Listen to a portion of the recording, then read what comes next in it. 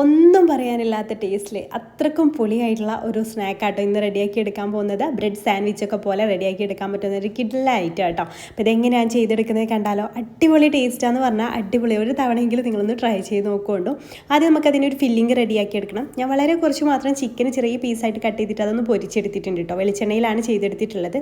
ആ ഒരു വെളിച്ചെണ്ണയിൽ തന്നെ നമുക്ക് ഒരു സവാള, ചെറിയൊരു സവാളയായിട്ട് ഞാൻ എടുത്തിട്ടുള്ളത്, അത് ചേർത്തിട്ട് ഒന്ന് വഴറ്റിയെടുക്കണം. അതിലേക്ക് ആവശ്യത്തിനുള്ള ആ ഒരു മസാലയിലേക്ക് ആവശ്യമായിട്ടുള്ള ഉപ്പ് കൂടെ ചേർത്തിട്ട് നന്നായിട്ടൊന്ന് വഴറ്റിയെടുക്കാം. പിന്നെ 1 ടീസ്പൂണ് ഇഞ്ചി വെളുത്തുള്ളി പച്ചമുളക് ചതച്ചത് ചേർത്ത് കൊടുത്തിട്ടുണ്ട്. ഒരു തക്കാളിയുടെ പകുതിയും ചേർത്തിട്ട് നന്നായിട്ട് ഉടയുന്ന രീതിയിലൊന്ന് വഴറ്റിയെടുക്കുക. അതിലേക്ക് 2 തണ്ട് കറിവേപ്പിലയും ചേർത്തിട്ട് വഴറ്റിയെടുക്കാം.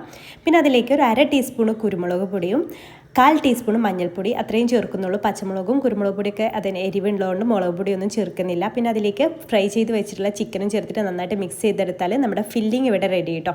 ഇനി ഒരു ബൗൾ എടുത്തിട്ടില്ലേ, അതിലേക്ക് 2 മുട്ട, 1/4 ടീസ്പൂൺ കുരുമുളക് പൊടി, ആവശ്യത്തിനുള്ള ഉപ്പ്, 1/4 കപ്പ് പാലും ചേർത്തിട്ട് നന്നായിട്ടൊന്ന് മിക്സ് ചെയ്തെടുക്കുക.